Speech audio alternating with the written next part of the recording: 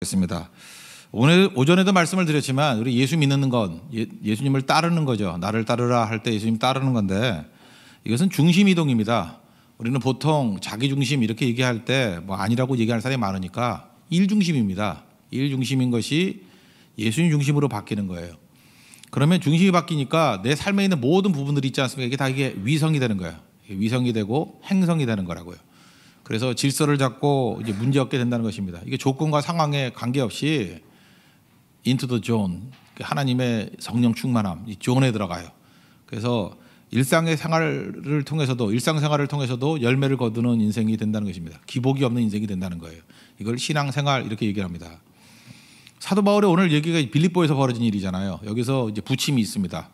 이제 어려움도 있고 또 기적도 체험하게 되고, 근데 변함이 없잖아요. 우리는 이걸 봐야 돼요. 사도 바울에겐 중심이 있었다는 거예요. 상황과 조건에 따라서 움직이는 게 아니라 예수 중심성, 그것이 있었기 때문에 넘어지지 않더라. 그러니까 우리도 이런 예수 중심성이 회복이 돼야 된다는 것입니다. 그 중심성을 가지고 한번 본다 그러면 먼저 빌립보에 처음 갔습니다. 이게 하나님이 인도하신 거 아니에요. 마게도니아의 환상을 보고 간 거 아닙니까? 갔는데 믿는 사람이 아무도 없는 거예요. 그러니까 비빌 데가 없는 거예요. 그래서 기도처가 없는가 찾다가 이제 강가로 나갔습니다. 강가에 나가서 루디아를 만났죠. 그러니까 어려울 때 기도한 거는 이해가 되지 않습니까? 뭐 막막하니까 기도하죠. 그래서 그때는 기도한다. 이건 뭐 이렇게 특이한 일이 아니에요. 그런데 그 강가에서 루디아를 만났는데 루디아가 이게 또 만만 여자가 아니죠. 뭐 자주장사 이런 건데 옛날에는 그 염색하는 게 굉장히 비싼 옷이었거든요. 그러니까 명품 옷 파는 여자였어요. 지금으로 얘기하면은 뭐 샤넬 옷 파는 여자, 아니면은 뭐 에르메스 이렇게 옷 파는 여자, 그러니까 비싼 보석 파는 여자, 이렇게 명품 파는 사람이었어요. 그러니까 만만치 않은 여자 아닙니까? 돈도 많았을 거라고. 근데 이 여자가 전적으로 돕습니다. 그러니까 이제 사도 바울이 이제 외적으로는 그렇게 어렵지가 않아요. 여기서 예배 드려도 되고 장소도 마련됐고, 그런데도 불구하고 또 기도하러 갔다 이렇게 나오지 않습니까? 이게 귀한 거죠. 16절 우리가 기도하는 것에 가다가. 그러니까 바울은 어려울 때도 기도했고 평탄할 때도 기도했고 뭐 별 차이가 없더라는 거예요. 이유가 뭐죠? 예수님 중심성이 있었기 때문에. 이게 없으면요, 사람들이 문제만 파악하다 보면 문제 생기면 기도하고 문제 해결되면 기도 안 하고 맨날 그거 반복이에요.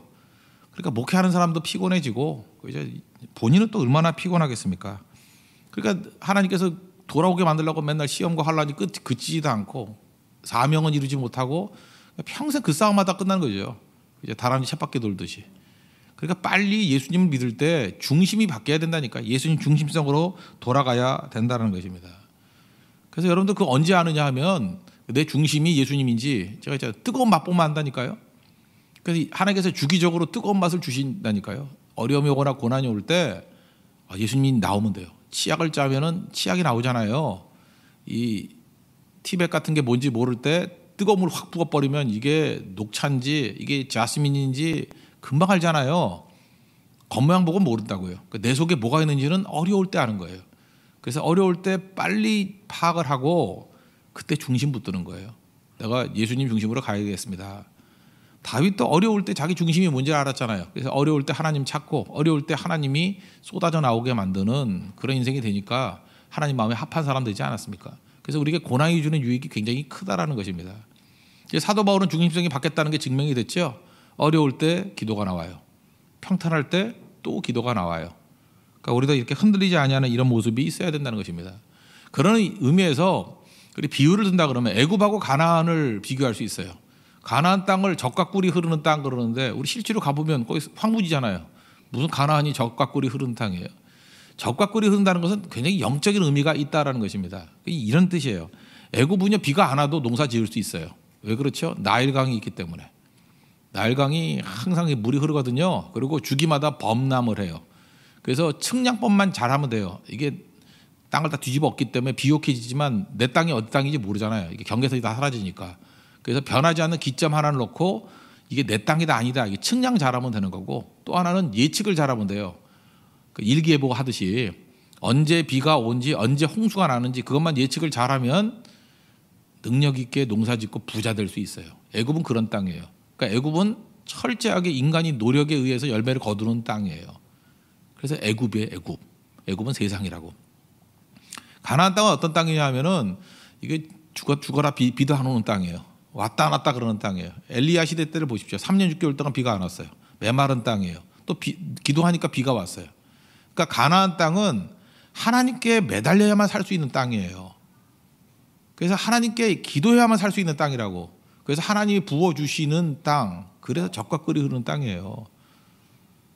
그러니까 우리가 이 땅을 살아갈 때 가나안 패턴으로 살아야 된다는 거예요. 하나님과 연결되어서. 하나님께 떨어져 나가면 우리는 아무것도 할 수 없는 존재예요. 요한복음 15장 5절 같이 나를 떠나서는 너희가 아무것도 할 수 없느니라. 우리 그렇게 만든 존재라니까요.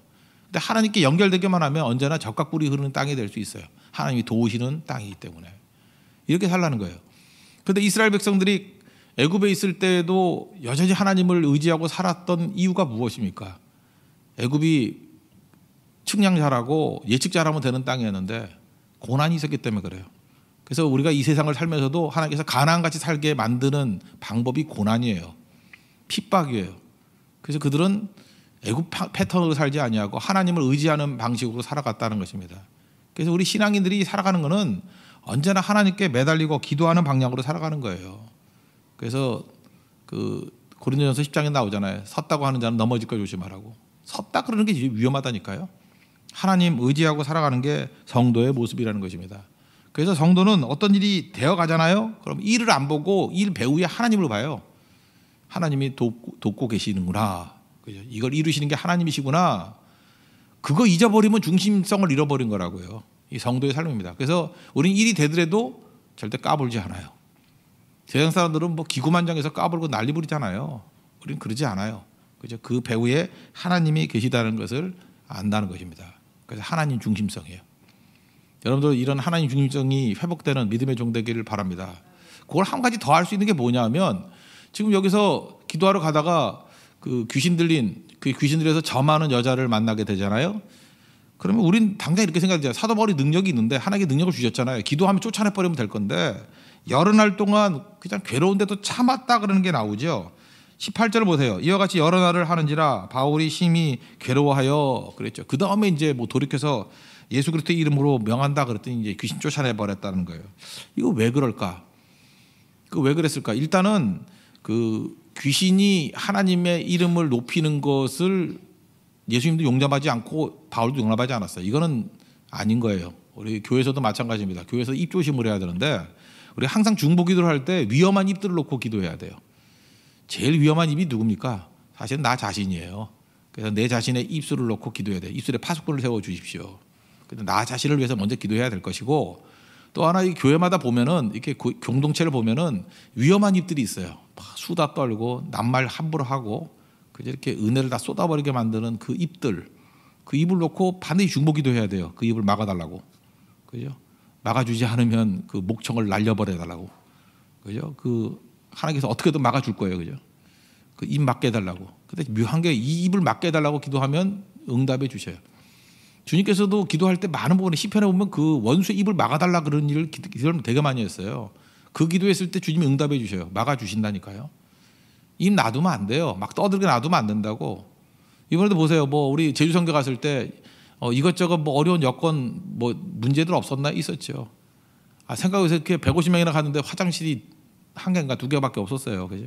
그런데도 불구하고 뭐 줄 서는 것도 없고 이렇게 알아서 다 하잖아요. 그거 만약 원망하고 불평한다 그러면 얼마나 심했겠습니까?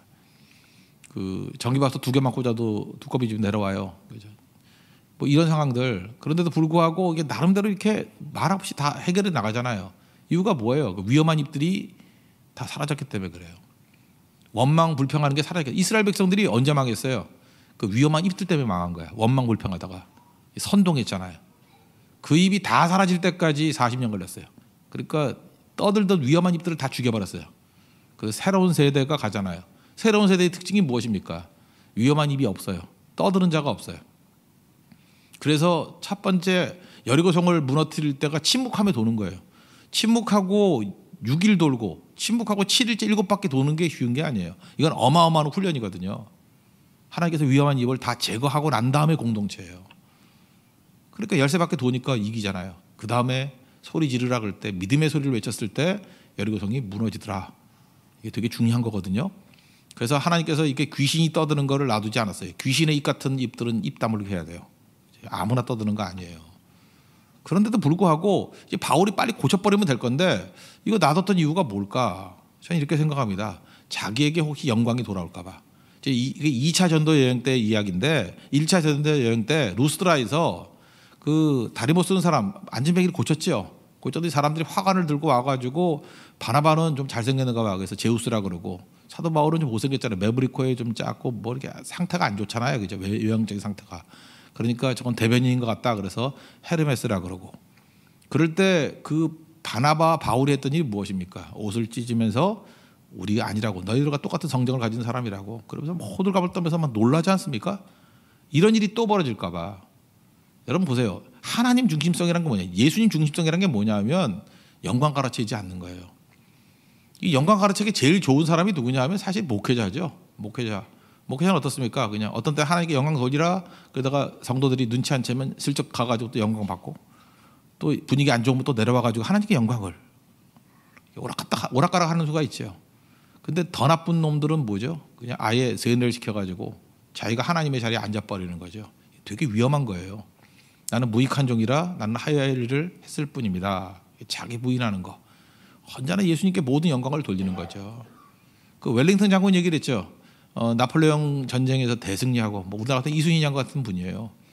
그 영국 왕이 그 승리하고 난 다음에 개선 장군에게 이제 파티 열어주려고 그랬더니 왕의 초청을 거절했죠. 지금은 아닙니다. 나는 먼저 하나님 앞에 나가서 예배드립니다. 승전하고 난 다음에 웨스트민스터 교회 가가지고 예배드렸죠. 또 그때 자리가 없어가지고 그때 막 부흥기니까 자리 없어가지고 앉을 자리가 없을 때 석탄 광부 옆자리가 하나 비어 있더라는 거예요. 수행원이 야, 이 개성 장군인데 석탄 광부 이 석탄 냄새 나는 사람이 옆에 있으면 되느냐 나가라 그랬더니 이 웰링턴이 또 거절했죠. 무슨 소리냐고. 우리는 하나님 앞에서 다 똑같은 죄인이라고. 같이 예배드렸죠. 이 석탄 광부와 같은 자리에서 죄인의 입장에서 예배드렸어요. 웰링턴이 그런 사람이에요. 하나님 영광을 가로채지 아니하고 또 하나가 뭐예요? 언제나 죄인 의식을 가지고 낮추는 인생. 그러니까 하나님께 귀하게 쓰시죠. 그래서 그 뉴질랜드 행정수도가 웰링턴이잖아요. 오클랜드가 물론 제일 크지만 웰링턴, 남쪽은 크라이스처치. 근데 웰링턴 그 장군 이름을 기린 거예요. 진짜 믿음의 리더라는 거예요. 그런 모습이 있어야 되는 거죠. 사도 바울이 아마 그런 모습이 아니었을까. 그죠? 그래서 심히 괴로워도 참고 하는 거야. 남들 보는 데서 이렇게 짠하고 자기를 드높일까 봐. 모세도 언제 망했어요? 왜 모세가 가나안에 못 들어간 이유가 뭐예요? 성경이 이렇게 얘기하잖아요. 하나님이 반석을 쳐가지고 물을 내라 그랬대. 내가 너희를 위해서 물을 내랴 그러면서 막대기 들고 폼 잡으면서 내리치고 마치 모세의 능력으로 물을 주는 양. 너 그래서 끝났어 그러잖아요. 그죠? 너 가나안 못 들어가. 우리 언제나 조심해야 된다는 거예요. 모든 영광을 하나님께. 바울은 이 부분에 있어서 정말 예수 중심성이 명확했어요. 절대로 그 자리에 뛰지 아니하고. 우리가 하나님의 자리를 가로채는 것도 있지만 또 하나님께서 제일 싫어하는 게 뭔지 아십니까? 여러분 명심하십시오. 하나님이 제일 싫어하는 건 뭐냐면 하나님 자리에 서는 건데 하나님 자리에 서는 것 중에 하나가 뭐냐면 하나님 대신 심판하는 거예요. 하나님 대신 심판하는 거예요. 여러분 힘이 주어지죠. 누가 준 거예요? 하나님이 주신 거라고요. 하나님이 꼭 필요한 일들에만 쓰고 그 다음에 멈추고 기다려야 돼요. 근데 힘이 생기면 복수하기 시작해요. 근데 성경은 뭐라고 얘기하느냐? 심판하는 일이 누구에게 속했다고요?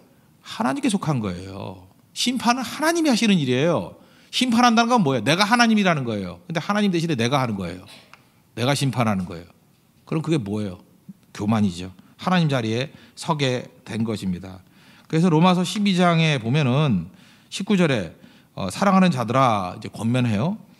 너희가 친히 원수 갚지 말고 진노하시면 맡기라. 우리가 친히 원수 갚으면 안 돼요. 진노하시면 맡기라. 기록됐을 때 이게 성경 말씀이라는 거예요. 원수 갚는 것이 누구에게 있어요? 내게 있으니. 원수 갚고 심판하는 건 하나님께 있대요. 내가 갚으리라. 하나님이 갚는 거예요. 그냥 내가 친히 갚으라 그러면 내가 하나님이라는 거예요. 내가 저놈을 응징하고야 말리라. 심판하고야 말리라. 그럼 내가 하나님이란 거예요. 그거 하면 안 된다는 거죠. 철저히 하나님께 맡기는 거. 두 가지. 하나님 자리 탈취하지 않는 거. 또 심판을 하나님께 맡길 줄 아는 거. 거기서 물러나야 돼요. 더 나서면 안 된다고. 그게 하나님 백성들에게 주어진 자세라는 것입니다. 이게 예수 중심성이 있을 때 이런 일이 벌어지게 된다는 거예요. 바울은 보세요. 얼마나 멋져요. 이런 모습 다 있잖아요. 그죠? 이게 어려울 때도 기도하고 평탄할 때도 기도하고. 일단 예수님 중심성. 그 다음에 악한 마귀를 쫓아낼 수 있는 힘이 있음에도 불구하고 자기에게 영광이 올까 봐 그죠? 그거를 멈추다가 그죠? 그 다음에 하나님께 영광을 돌리는 방법으로 쫓아내버리고 이 예수 중심성에 있다라는 것입니다. 그러다가 이게 또 이상하게 돼가지고 감옥에 들어가죠. 그 주인이 이익의 소망이 사라진 걸 알면서 그 통기문란죄 그래가지고 뭐 말도 안 되는 죄 해가지고 감옥에 집어넣습니다. 이제 두 번째 파트인데 이런 식으로 하나님의 일을 하다가 이제 자기가 생각할 때 이제 평탄하게 나가다가 이 자기 뜻대로 안 되는 좌절이 올 때가 있잖아요. 이렇게 감옥에 들어갈 때. 그러면 이때 우리가 조심해야 될 게 뭐냐면 쓸데없는 자책감에 빠지면 안 된다는 거예요. 고난이 주는 나쁜 것 중에 하나가 뭐냐 하면요. 우리가 예수님 중심성이 없으면은 잠깐만 나를 쳐다봐요. 내가 이렇게 쓰임받고 구원받은 게 내 공로나 내가 잘나서 구원받은 거예요? 아니죠. 100% 예수님의 은혜죠. 예수님의 구원의 능력이죠. 근데 고난이 오면 고난이 와도 역시 예수님이 중심인 거 아니에요. 그럼 무슨 의미가 있기 때문에 내게 고난을 주신 거 아닙니까? 근데 예수 중심성이 없는 사람들의 특징이 뭐냐 하면 조금만 어려움이 생기면은 자책감에 빠진다는 거예요. 자책감에 빠져요. 사도 바울은 자책감에 빠지기에 충분하죠. 내가 옛날에 핍박을 너무 많이 했어. 뭐 이런 거. 그냥 내가 죽인 사람이 너무 많어. 아, 스테반의 음성이 들려. 스스스스 뭐 하면서 그죠? 스테반의 음성이 들려. 뭐 자다가 깨고 놀래가지고. 그때 죽인 사람도 많다 그랬잖아요. 바울이 사울일 때. 그래서 내가 지은 죄가 많아가지고 이렇게 감옥에 갇히는 거야. 이러면 안 된다는 거야. 이러면 지금도 보면요 쓸데없는 자책감에 빠져버려요. 특별히 뭐 부모들이 그러죠. 아니 애들이 공부 못하는 게 부모가 무슨 책임이 있어. 그죠? 웬만큼 해주면 되는 건데 이게 예수님 중심성이 없는 사람은요. 예수님 대신에 누가 그 자리에 있어? 내가 있는 거야. 내가 있는 거예요. 내가. 그래서 내가 해준 게 없대 애한테. 아, 부모가 애 놔주고 기본적인 뭐 교육시키면 되는 건데 여기 여러분 젊은이들도 잊지 말아요. 뭐 결혼해서 애를 못 낳는 이유가 책임질 게 너무 많아서 그렇다 그러는데 제가 볼 때 그것도 좀 과도하게 그러면 그것도 불신앙일 가능성이 커요. 아, 내가 키우는 거예요? 내가 돌보는 거예요? 하나님이 돌보시는 거죠. 언제 부모가 돌본다는 얘기가 있어요? 하나님이 돌보신다고 하죠. 참새도 먹이신다는데 하나님이 먹이시는 거죠. 근데 자녀가 조금 어려움이 있으면 덜컥 내 죄 때문에 내가 뭐 잘못해서 이게 마귀가 주는 생각이에요. 누가 이렇게 한대요? 이런 게 성경에 어디 있어요? 그러니까 이 자책감에 빠져가지고 그냥 이 자책감의 함정에 빠져서 허우적된다는 것입니다. 바울은 그게 없어요. 그죠? 그게 없고 뭐 뜻이 있는가 봐 그러면서 현실을 받아들이잖아요. 여러분 그런 의미에서 내 자신의 아이덴티티 이게 되게 중요한 거거든요. 우리가 하나님의 자녀입니다. 그래서 그 출애굽기 19장에도 보면 하나님의 소유니 우리는 하나님의 소유된 백성이니 베드로전서 2장에는 또 그러잖아요. 우리 하나님의 소유된 백성이라고. 소유. 우리의 가치라는 게 있죠. 가치. 예를 들어서 요즘에 뭐 백화점 같은 데 가면 뭐 여자들 핸드백 뭐 500만 원짜리 그런 것도 있다면서요. 뭐 1000만 원짜리 있다 그러대. 예, 뭐 에르메스 같은 건 1000만 원짜리 있다 그러고 그것도 줄 서서 산다 그러는데 뭐 진짜인지 아닌지 모르겠어요. 그러면은 가방이 진짜 가치가 뭐 1000만 원이 되겠어요? 그거 뭐 아무리 뭐 소가죽 벗겨가지고 한다 그래도 그거 얼마 가겠어 그거? 그죠? 뭐 양가죽을 벗겨서 하는지 뭐 악어도 참 불쌍해. 악어 벗겨가지고 그죠? 백가죽으로 뭐 양판해가지고 아 그래도 그 1000만 원까지 가지는 않을 거 아니에요. 그런데도 불구하고 만드는 거 보면 사는 사람이 있죠. 그러니까 이 핸드백을 만들어 놓고 이게 500만 원짜리야 그래요. 그 500만 원 가치가 안 가요. 그거 원가 뭐 얼마 많이 들어야 한 50만 원 들었겠지, 그죠? 많이 들어야 뭐 가죽 사가지고 애누리 100만 원 들었겠지. 많이 들어야. 근데 그걸 500만 원 갖다 붙이는데 이게 500만 원 가치가 나오는 이유가 뭐예요? 사는 사람이 있기 때문에 그런 거예요. 그 값을 지불하는 거. 그죠? 이게 500만 원짜리야라고 할 때 500만 원을 지불하는 사람이 있으면 500만 원짜리가 되는 거예요. 그죠? 우리가 죄인 되고 죽게 됐어요. 근데 우리 살리기 위해서 너 풀어주려고 하면 얼마가 필요해? 그랬더니 좀 센데 예수님의 목숨인데 그럴 때 예수님의 목숨값을 줬다는 거예요. 그래서 우리 가치가 예수님 가치예요. 우리는 가치 없다고 생각하면 안 돼요. 나를 건지기 위해서 100억, 1000억 갖고도 못 건져요. 내가 구원받는 유일한 길은 돈 갖고 안 돼요. 예수님 피로 된다고요. 예수님의 죽음의 피. 나를 살리기 위해서 예수님 죽으셨잖아요. 분명하죠? 나를 위해서 예수님 죽으셨잖아요. 내 가치가 예수님이에요. 그거 인정해야 돼요. 나는 가치 없는 존재가 아니에요. 값으로 사신 바 되었다 그랬잖아요. 이제 하나님 영광에 살라고. 또 하나가 뭐냐면 이런 거예요. 누구 소유냐가 또 되게 중요한 거거든요. 그 마이클 조던이 신던 운동화가 있대요. 그게 얼마 전에 경매로 7,000불에 팔렸어요. 700만 원. 만약에 제가 신던 운동화를 이렇게 갖다 판다 그러면 운동화를 들고 맞아 죽죠. 어디 거지 같은 냄새난 거 들고 왔냐 그러는데, 마이클 조던은 이제 또 농구를 잘하는 사람이니까 뭐 그거 사다가 이렇게 갖다 놓고 마이클 조던이 경기할 때 뛰던 거야 뭐 신던 거야 이렇게 얘기할 수 있겠죠. 그러니까 소유가 다르죠. 저같이 뭐 농구도 못하는 사람이 하면 그건 아무 의미가 없는데 마이클 조던이면 다르잖아요. 그러니까 누구 소유냐에 따라서 가치가 달라지는 거예요. 그러니까 여러분이 훌륭한 인물이 되면은 여러분이 소유했다라는 것 때문에 가치가 올라가요. 옛날에 그 나폴레옹이 쓰던 무슨 펜 그 가치 달라요. 그죠? 이게 누가 쓰느냐 소유에 따라 다르거든요. 우린 누구 소유예요? 하나님의 소유래요. 이제 더 말할 것도 없죠. 우리 굉장히 가치 있는 존재라고요. 사도 바울은 그걸 알았어요. 나를 살리기 위해서 예수님이 죽으셨고 내가 하나님의 소유라는 거. 그래서 쓸데없이 자책감 갖지 않아요. 이 자책감 갖는다는 건 뭐냐면 그게 겸손한 게 아니고요. 겸손한 게 믿음이 없는 거예요. 내가 어떤 존재인지를 모르는 거라고. 그래서 고난이 와도 당당하십시오. 고난이 와도 당당해야 돼요. 우리 두 가지예요. 예를 들어서 어떤 승승장구를 했어요. 그럼 웰링턴 같이 나가야 돼요. 그죠? 아, 나는 죄인입니다. 모든 영광을 하나님께. 하나님 주신 능력입니다. 이렇게 반대로 나가야 돼요. 또 내가 너무 의기소침하죠? 그러면 나는 죄인입니다. 그러면 안 돼요. 그때는. 나는 하나님의 자녀고 예수님 피값으로 사신 종이고 나는 예수님의 소유야. 그래서 넘어지지 않는 거예요. 그래서 반대를 추구하는 게 꼭 필요하다는 것입니다. 그게 현실을 받아들이는 거예요. 사도 바울이 지금 감옥 속에 들어가 있습니다. 감옥 속에 들어가 있으니까 이건 뭐 정상은 아니죠. 그럴 때 좌절하고 낙심할 것 같은데 거기서 현실을 받아들이잖아요. 하나님의 자녀답게. 잘 모르면 찬송하는 거예요. 기도하고 찬송하는 거. 현실을 받아들이고 기도하고 찬송했더니 어떤 일이 벌어져요?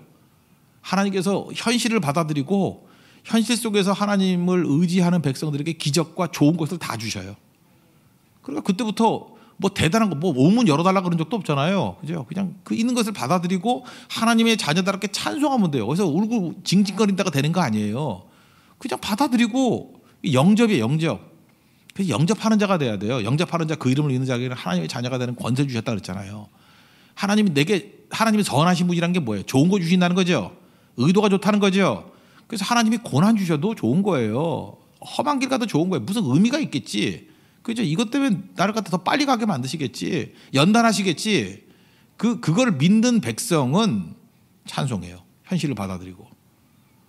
그래서 뭐 좌절하고 쓰러지고 이러지 않는다고 그냥 받아들이고. 그랬더니 어떤 일이 벌어져요? 옥문이 열렸잖아요. 기적이 나타났죠. 여러분, 기적을 달라 그런다고 기적이 나타나는 게 아니고 그냥 받아들이고 감사하면 돼요. 거기서 찬송하고. 그랬더니 기적이 나타났잖아요. 이게 바울의 위대성이에요. 잊지 말라고요. 여기 보세요. 지금 자기가 얼마든지 자책감의 함정에 빠질 수 있는 상황에서 바울은 빠지지 않았어요. 예수님 중심성이 있었기 때문에. 여러분도 그런 모습이 있길 바랍니다. 여기서 뭐 어렵고 힘들고 할 때 너무 기죽지 말아요. 기죽는 것도 불신앙이에요. 하나님 앞에서 쓰임받는 백성들은 언제나 현실을 받아들이고 찬송하는 모습이 있다라는 것입니다. 그러니까 일어서게 되잖아요. 또 한 가지 이제 팁인데, 그 간수가 도망친 지 알고 이제 뭐 자살하려 그러죠. 다 죽으려 그러니까 바울의 목적이 뭐예요? 지금 감옥에서 나가는 게 아니잖아요. 그렇지 않습니까? 하나님의 사명이잖아요. 복음 증거하는 거 아니에요? 야, 죽지 마. 나 안 나갔어. 우리 같은 옥물 열리면 제일 먼저 도망칠 거예요. 그죠? 쫓아올까 봐. 거의 뭐 서울에서 잡혔다 그러면 한 대전쯤 가 있을 거라고. 그런데 사도 바울은 거기서 얼쩡대고 있었어요. 야, 죽지 마. 뭐 내가 뭐 열어달래 열어줬냐? 뭐 저절로 열리던데. 그러면서 여기 있으니까 안심하라고. 그랬더니 깜짝 놀라가지고, 이런 사람은 볼 수가 없잖아요. 그러니까 영광이 있죠. 이게 복음의 영광. 내가 어떻게 해야지 구원받겠냐고. 그랬더니 주 예수를 믿으라. 그리하면 너와 내 집이 구원 얻으리라. 자, 이 부분에서 생각나는 게 있어요. 우리 생명을 살리는 핵심은 예수님이에요. 예수님 빠지면 아무것도 아니에요. 예수님 빠지면 아무것도 아니에요. 우리 분재하는 분들 제가 옛날에 본 적이 있어요. 분재는 이렇게 작은 소나무 이런 걸 가지고 작은 세계를 만드는 거 아니에요? 그래서 분재할 때는 자꾸 잘하면 안 돼요. 그래서 식물에게 있어서 성장판 같은 게 있는가 봐. 여러분들은 지금 더 키가 안 크죠? 성장판이 닫혔기 때문에. 근데 그 나무도 성장판 같은 게 있는 거예요. 그걸 주근이라 그러더라. 주근. 그 주근을 이렇게 잘라내야지 분재로서 완성이 된대. 그러지 않으면 자꾸만 자라가지고 모양이 변형이 된대요. 제가 그걸 보면서 이런 생각을 했어요. 우리가 성장하고 생명이 있기 위해서 핵심은 주근이 예수님이에요. 예수님을 신겨놓으면요 구원의 역사가 나타나기 시작해요. 그 예수님 빠지면 아무것도 아니죠. 지금 우리 한국교회 참 이상한 것 같아요, 그죠? 뭐 정의롭게 되자, 뭐 사회를 변화시키자, 뭐 이런 것들은 되게 많이 있는데 정작 예수님 의지하는 건 없어요. 그죠? 정작 복음 증거는 없고 생명이 빠지니까 주군이 빠진 교회예요. 그러니까 교회가 피곤해졌어요. 교회 오면 피곤해지는 거야. 생명이 없으니까 그냥 사명만 남은 거예요. 정의만 남은 거예요. 뭐 해야 될 일만 남은데 해산해야 되는데 해산할 힘이 없거든. 힘의 근원이 예수님께 있는 건데 예수님의 생명이 나타나면요 힘이 있으니까 그 다음에 보이는 대로 다 감당할 수 있는 거예요. 우리가 뭐 안다고 풉니까? 우리 몰라서 못 풀었나? 힘이 없잖아요. 눈도 열어줘야 되겠지만 예수님이 생명 되십니다. 그래서 바울과 같이 감옥 안에서부터 이 생명의 역사가 막 터져나오잖아요. 감옥에 가둘 수가 없죠. 옥문이 열리고 또 그들에게 와가지고 어떻게 하면 구원받겠습니까? 그랬더니 핵심이 뭐예요? 주 예수를 믿으라. 예수님의 생명을 심으니까 폭발이 나잖아요. 그의 온 가족이 다 믿고 변화가 나타나게 되죠. 그리고 복음의 능력이 나타난다는 거예요. 우리 안에도 예수님이 생명이라는 거 붙들고 예수님만 증거할 수 있는 믿음의 신실한 종 되기를 축원합니다. 그러므로 잘 보세요. 우리가 예수님 증거할 때 능력이 나타나는 거 아까도 지상명령 얘기했죠. 마태복음 28장 18절부터 20절까지 가라예요. 가라. 너희는 가서 교회는 리그 워런이 얘기했던 거 마찬가지로 이 시팅 커패시티 이게 의자 갖고 따지는 거 아니에요. 앉아있는 숫자 갖고 따지는 게 아니에요. 샌딩 커패시티 얼마나 보낼 수 있느냐. 보내는 게 교회 능력이에요. 가게 만드는 거. 가면 어떤 일이 벌어져요. 세상 끝날까지 내가 너희와 항상 함께 있으리라. 예수님은 전능하신 하나님이잖아요. 전능하신 하나님은 불가능한 게 없죠. 근데 전능하신 하나님이 나와 함께 있으면 나도 불가능한 게 없죠. 그럼 언제 불가능이 없는 예수님이 함께하는 존재가 돼요? 갈 때요. 가야 돼요. 그래서 여러분들 복음 들고 이렇게 부딪히면 내 안에서 기적을 맛보게 되는 거예요. 내 힘이 아니라 하나님의 능력이에요. 바울에게 갔잖아요. 그래서 예수님만 붙으니까 함께 하잖아요. 옥문이 열리잖아요. 그죠? 능치 못할 일이 없잖아요. 이게 성도의 삶입니다. 그래서 여러분 중요한 거는 이 샌딩 커패시티를 늘릴 수 있는 가라 그럴 때 갈 수 있는 그런 능력의 종되는 하나님의 종 되기를 바랍니다. 그러니까 우리는 간단해요. 예수님 중심성을 가지고 가는 거예요. 가면 예수님께서 세상 끝날까지 우리와 함께 해주시고 우리는 무력해 보이지만 언제나 이기고 승리하는 하나님의 백성이 될 수 있다는 것입니다. 그런 승리를 맛보는 믿음의 종 되기를 축원합니다. 자리에서 일어나겠습니다. 전능하신 나의 주 하나님은 찬양하겠습니다. 우리 가는 종들 되기를 원합니다. 샌딩 커패시티를 누리십시오.